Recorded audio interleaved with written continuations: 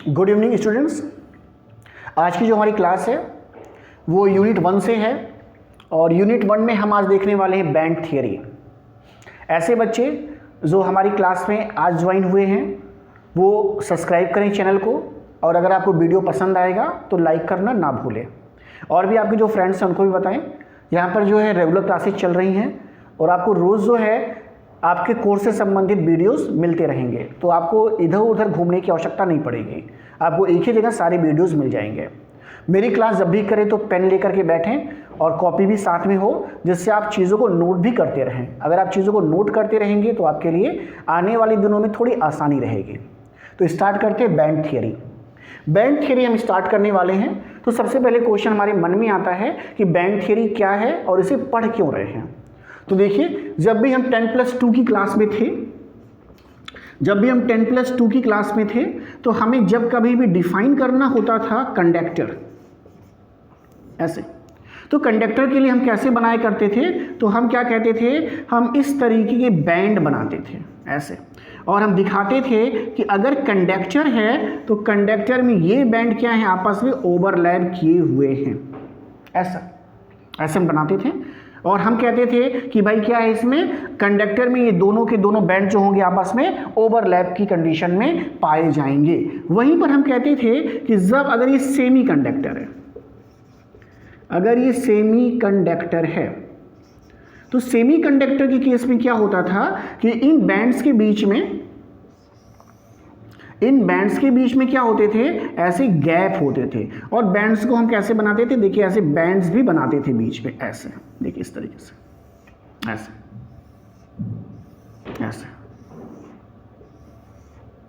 इस तरीके से ऐसे बनाते थे। हम इसे कहते थे भाई ये क्या है, ये आपका वैलेंस बैंड है, ये आपका बैलेंस बैंड है, और ये कौन सा बैंड है, कंडक्शन बैंड। तो इस तरीके से हम लिखा करते थे। और फिर कहते थे कि इसके बीच का डिस्टेंस अगर कम है, ऐसा, बैलेंस बैंड एंड कंडक्शन बीच के बीच एनर्जी गैप कम है, तो एनर्जी गैप अगर कम है, लेस देन, हम कहते थे भाई कितना है, लेस देन 0.5 इलेक्ट्रॉन वोल्ट, ऐसा, या लेस देन 0.5 या 0.3 भी कहते थे, 0.3 इलेक्ट्रॉन वोल्ट, ऐसा। इसके बीच है तो हम कहते थे भाई सेमी कंडक्टर है, ऐसा। और जब ये डिस्टेंस काफ़ी ज़्यादा हो जाए, कितना हो जाए, 0.7 से 1 इलेक्ट्रॉन वोल्ट हो जाए, कौन से, वैलेंस बैंड, अगर इसे वैलेंस बैंड कहें और इसे कंडक्शन बैंड कहें, ऐसा। और इससे ज़्यादा हो जाता था तो हम कहते थे इंसुलेटर है। वास्तव में ये बैंड कैसे बन रहे हैं, ये जो बैंड बन रहे हैं, ये बैंड कैसे बनते हैं, इसकी स्टडी करने वाले हैं बैंड थियरी में। यानी बैंड थ्योरी में हमको ये बताया जाएगा, ये समझाया जाएगा कि जो हम ये कंडक्शन बैंड बना रहे हैं, ऐसे, ये जो कंडक्शन बैंड बना रहे हैं ये कैसे बन रहा है। अभी तक ये समझ में नहीं आ रहा था हमको। और साथ में ये बताया जाएगा कि भाई ये जो बैलेंस बैंड बन रहा है ये कैसे बन रहा है, ऐसे, ये लाइन आप ड्रॉ कर रही है कैसे है, जो ये एनर्जी गैप आ रही है ये कहाँ से एनर्जी गैप आ रही है, ऐसा, और ये एनर्जी कहाँ से आ रहा है, भाई एनर्जी कहाँ है, ऐसा। तो ये सारा जो आपको इंफॉर्मेशन है वो कहाँ से मिलने वाला है, इस बैंड थियरी से मिलने वाला है। यानी बैंड थियरी हम इसलिए पढ़ने जा रहे हैं कि किस तरीके से मेटल में बैलेंस बैंड और कंडक्शन बैंड का फॉर्मेशन होता है, इसको हम, इसका आइडिया कैसे है, ये किस तरीके से फॉर्म हो रहा है, ये सारी इंफॉर्मेशन कहाँ से देखेंगे, इस बैंड थियरी से देखने वाले हैं। तो बैंड थ्योरी बेसिकली जो है मॉलिक्यूलर ऑर्बिटल थ्योरी पे डिपेंड करता है। तो पहला पॉइंट यही है कि इट डिपेंड्स अपॉन मॉलिक्यूलर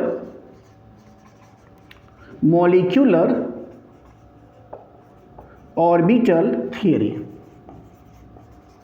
ऐसा। अब देखते हैं कैसे इस पर डिपेंड कर रहा है, क्या चीज़ें इसमें हैं, तो उन सभी बातों को हम देखने जा रहे हैं। तो उन सभी बातों को हम यहाँ पे एक बार जो है देख लेंगे। देखिए जरा सा, इसे हटा देते हैं, ये समझने के पर्पज से था कि क्या चीज़ हम डिस्कस करने जा रहे हैं, तो उसे देख लेते हैं। यहाँ पे देखिए, यहाँ पे एक एग्जाम्पल लेते हैं। एग्जाम्पल को आप समझने का प्रयास करिएगा। एग्जाम्पल है लिथियम का, यानी किसकी एग्जाम्पल है, लिथियम मॉलिक्यूल का एग्जाम्पल ले रहे हैं। अगर लिथियम मॉलिक्यूल का एग्जाम्पल ले रहे हैं, मतलब लिथियम एटम को देखा जाता है सबसे पहले। तो लिथियम एटम में इलेक्ट्रॉन की संख्या है 3, कॉन्फ़िगरेशन है 1s2 एंड 2s1। ऐसा। दूसरा लिथियम भी ऐसा ही होगा, उसमें भी इलेक्ट्रॉन की संख्या 3 होगी, यानी 1s2 2s1 ऐसा। और इसका मॉलिक्यूलर ऑर्बिटल डायग्राम बनाना हम जानते हैं, जो बच्चे नहीं जानते हैं वो हमारे पहले वीडियो को जरूर जाके देखें मॉलिक्यूलर ऑर्बिटल थियरी के।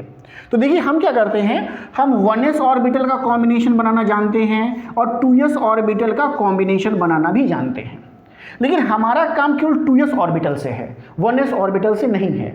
तो हम क्या करेंगे, 1s ऑर्बिटल को नहीं बनाएंगे। तो जब देखिएगा लिथियम के लिए हम केवल 2s ऑर्बिटल बना रहे हैं। तो देखिए यहाँ ध्यान दीजिए, ये एक 2s ऑर्बिटल एक लिथियम का है ऐसा, और ये 2s ऑर्बिटल जो है दूसरे लिथियम का है ऐसा, और इनका कॉम्बिनेशन होगा तो क्या बनेगा भाई, एक बॉन्डिंग ऑर्बिटल बनेगा और एक कौन सा बनेगा, एंटी बॉन्डिंग ऑर्बिटल बनेगा। ऐसे बनना चाहिए। एक इलेक्ट्रॉन इस 2s में है, यहां से देखिए एक इलेक्ट्रॉन इस 2s में है, और दोनों इलेक्ट्रॉन कहां पर आएंगे, नीचे आएंगे, यानी ये आपका सिग्मा 2s होता है और इसे कहते हैं सिग्मा स्टार 2s ऐसा।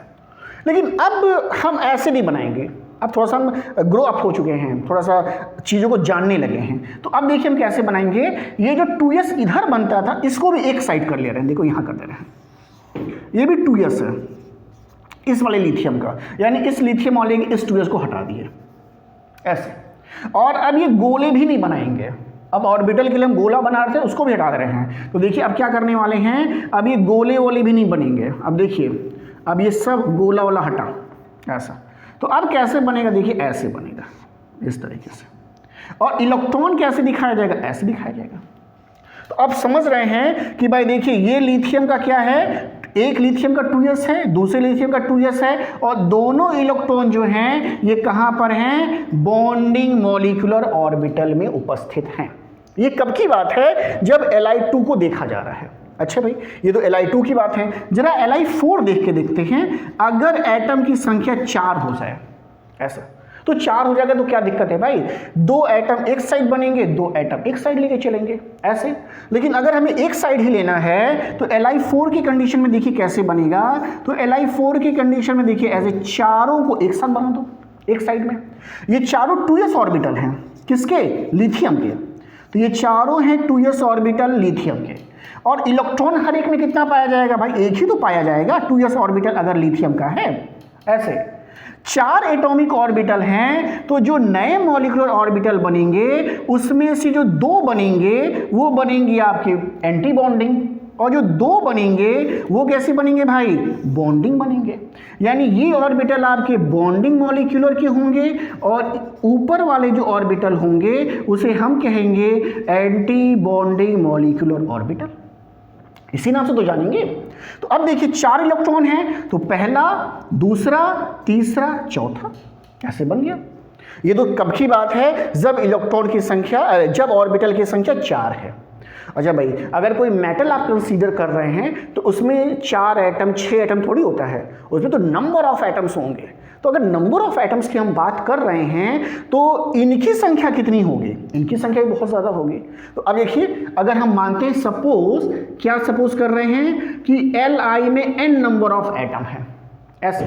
अगर n नंबर ऑफ एटम है तो उसको हम दिखा कैसे सकते हैं, तो देखिए भाई पहला एटम मान लीजिए, दूसरा मान लीजिए, तीसरा मान लीजिए, चौथा मान लीजिए, पांचवा मान लीजिए, अप टू n तक ऑर्बिटल्स होंगे। ये सब 2s ऑर्बिटल हैं, सभी 2s ऑर्बिटल लिथियम के हैं, ये सभी 2s ऑर्बिटल लिथियम के हैं। जितने एटम पाए जाएंगे कहां तक भाई, अगर इसे नंबरिंग दे रहे हैं 1 2 3 4 5 अप टू n तक ऐसा।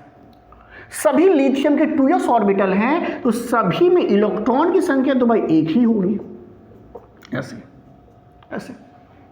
और अगर n नंबर एटम हैं तो आधी क्या बनते हैं, एंटी बॉन्डिंग ऑर्बिटल, तो आधी क्या बनते हैं, बॉन्डिंग मॉलिक्यूलर ऑर्बिटल। यानी अगर इनसे हम बनाएं ऑर्बिटल्स, देखिए मॉलिक्यूलर ऑर्बिटल्स, तो देखिए आधी बननी चाहिए बॉन्डिंग, और आधे क्या बनने चाहिए भाई, एंटी बॉन्डिंग बनने चाहिए। देखिए ऐसे, इस तरीके से ऐसे ढेर सारी बनेंगे ना भाई, n नंबर में है, काउंटेबल नहीं है ये, n नंबर है सब, बहुत ढेर सारे बनेंगे ऐसे। देखिए तो आधे बनेंगे, 1 2 3 4 5 6 बनाए, यहाँ 5 ही रह गया, एक और बना दो, हाफ हो लगभग। तो ये देखो अब इनकी संख्या कितनी बननी चाहिए भाई, टोटल n है तो इसका मतलब है n/2 क्या बनेगा, एंटी बॉन्डिंग मॉलिक्यूलर ऑर्बिटल, और n/2 क्या बनेगा, बॉन्डिंग मॉलिक्यूलर ऑर्बिटल। और सारे इलेक्ट्रॉन किस में जाएंगे, सारे इलेक्ट्रॉन कहाँ जाएंगे, सभी इलेक्ट्रॉन आपके बॉन्डिंग में ही रहेंगे।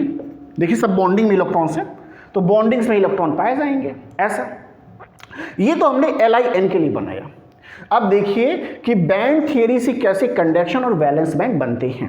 अब देखिए क्या कहता है, ये कहता है कि जो भी हम डायग्राम ड्रॉ करते थे तो हमें हमेशा कहता था कि भाई देखो एनर्जी के बढ़ते हुए क्रम में बनेगा। यानी ये डायग्राम भी कैसे बना है, ये डायग्राम भी अगर आप देखें तो ऊर्जा के बढ़ते हुए क्रम में बना हुआ डायग्राम है। ऐसी डायग्राम बना है ऊर्जा के बढ़ते हुए क्रम में, एनर्जी के। कह रहा है कि अब क्या करिए, अब इसको सब हटाइए, देखिए सब हटाइए, तो ऐसे सब हटा दीजिए ऐसा। अब ये लिथियम के सारे ऑर्बिटल हटाइए यहाँ से। देखिए कह रहा है कि वास्तव में ये जो स्ट्रक्चर अब आप देख रहे हैं, ये और यहाँ से ये जो स्ट्रक्चर आप देख रहे हैं ऐसा, कह रहे भाई यही जो है इलेक्ट्रॉनिक्स की लैंग्वेज में बैंड कहला रहे हैं। देखिए ऐसा, और ये जो आप जिसे बॉन्डिंग मॉलिक्यूलर ऑर्बिटल कह रहे हो, वास्तव में इलेक्ट्रॉनिक्स की लैंग्वेज में यही बैलेंस बैंड है ऐसा। और यहां पर ये जो बैंड बन रहे हैं, देखिए बैंड जो बन रहे हैं वास्तव में मॉलिक्यूलर ऑर्बिटल्स हैं ऐसा। और ये जो यहां पर एंटी बॉन्डिंग मॉलिक्यूलर ऑर्बिटल है, यही इलेक्ट्रॉनिक्स की लैंग्वेज में कंडक्शन बैंड के नाम से जाना जा रहा है ऐसा। देखिए एनर्जी के हिसाब से बनाते थे, तो इसीलिए आप कहते हो भाई ये क्या है, इसका एनर्जी गैप है। ये क्या है, एनर्जी गैप ऐसा। तो जो केमिस्ट्री की लैंग्वेज में बॉन्डिंग मॉलिक्यूलर ऑर्बिटल है, इलेक्ट्रॉनिक्स की लैंग्वेज में उसी को हम वैलेंस बैंड कह रहे हैं, और जो केमिस्ट्री की लैंग्वेज में एंटी बॉन्डिंग मॉलिक्यूलर ऑर्बिटल है उन्हीं को हम कह रहे हैं कंडक्शन बैंड। और ये जो लाइन हम ड्रॉ कर रहे थे, अब हमें समझ में आ रहा है कि वास्तव में ये जो लाइन है मॉलिक्यूलर ऑर्बिटल को दिखा रहा है, और ये जो लाइन है वो दिखा रहा है आपका एंटी बॉन्डिंग मॉलिक्यूलर ऑर्बिटल को। तो ये बॉन्डिंग मॉलिक्यूलर ऑर्बिटल्स हैं और ये एंटी बॉन्डिंग मॉलिक्यूलर ऑर्बिटल्स को बता रहा है। अब इसी के आधार पर, इसी थियरी के आधार पर हम बताते हैं कंडक्टर किसे कहते हैं, सेमीकंडक्टर किसे कहते हैं, और इंसुलेटर किसे कहते हैं। तो अभी मैंने आपको बताया कि कंडक्टर क्या होता है, फिर से देख लीजिए एक बार।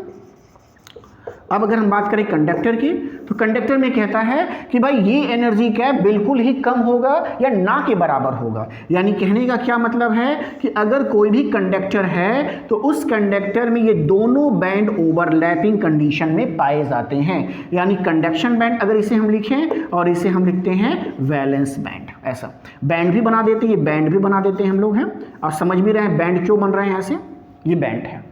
और इस कंडीशन में क्या होता है कि जो इलेक्ट्रॉन देखिए कहां पर है, वैलेंस बैंड में है, तो वैलेंस बैंड से इजीली इलेक्ट्रॉन जो है ट्रांसफर हो जाते हैं कंडक्शन बैंड में। इसलिए आपको जो भी कंडक्टर हैं वो कंडक्टिविटी को शो करते हैं। तो ऐसा नेचर है कंडक्टर का।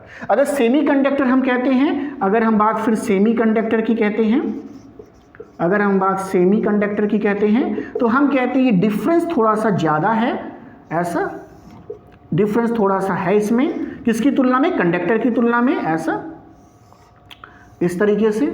लेकिन उतना ज़्यादा नहीं है कि इलेक्ट्रॉन जो है ये वैलेंस बैंड से कंडक्शन बैंड में ना जा सके। अगर हम इसको हीट के द्वारा इलेक्ट्रॉन को एनर्जी प्रोवाइड करते हैं तो इलेक्ट्रॉन ईजिली जो है ये वैलेंस बैंड से कंडक्शन बैंड में जंप कर जाता है। तो नॉर्मल रूम टेम्परेचर पर सेमीकंडक्टर जो है इंसुलेटर है, लेकिन अगर किसी भी तरह से उनको एनर्जी दी जाती है या डोपिंग कर दी जाती है तो क्या होता है, तो ये बैंड गैप जो है इसको इलेक्ट्रॉन जो है क्रॉस कर जाता है। यानी जो बैरियर है, एनर्जी गैप जो है उसको ये क्रॉस कर जाएगा, तो उसे हम कहेंगे सेमीकंडक्टर। अगर इंसुलेटर की बात करेंगे तो इंसुलेटर ऐसे हैं जिनमें ये डिस्टेंस यानी कंडक्शन बैंड, अगर हम बात करते हैं इंसुलेटर की, अगर हम बात इंसुलेटर की करते हैं तो इसमें ये जो एनर्जी गैप है ये काफ़ी ज़्यादा है। अगर हम बना दें बैंड्स इनके, ऐसे बना दें बैंड, तो ये काफ़ी ज़्यादा है, 1 इलेक्ट्रॉन वोल्ट तक है। और ये इलेक्ट्रॉन जो है इसको आप एनर्जी भी देंगे तब पर भी वो इस बैरियर को क्रॉस नहीं कर पाता है। तो ये कंडक्शन बैंड है और ये बैलेंस बैंड है, और ये जो एनर्जी गैप आप देख रहे हैं ये मोर देन 1 इलेक्ट्रॉन वोल्ट है। ऐसा ये सब दिखा सकते हैं, एनर्जी गैप है। फॉरबिडन जोन भी कहते हैं आप इसे, एनर्जी गैप या फॉरबिडन जोन कहते हैं। जो 1 इलेक्ट्रॉन वोल्ट से ज़्यादा है तो आप कितनी भी एनर्जी इसको देते हैं तो इलेक्ट्रॉन यहाँ से यहाँ जंप नहीं कर पाता है। इस कारण हम कहते हैं इंसुलेटर जो है इसमें ये कंडक्टिंग प्रॉपर्टी को शो नहीं करता है। तो ये सारी बातें हैं बैंड थ्योरी को लेकर के। आप ऐसे डायग्राम बना सकते हैं और डायग्राम को लिखने के साथ साथ थोड़े मोड़े लिख देंगे तो आपका काम यहाँ से चल जाएगा। तो ये सब कुछ बैंड थ्योरी के बारे में है। अगली क्लास में हम इसके आगे का देखेंगे। तब तक के लिए थैंक यू, धन्यवाद।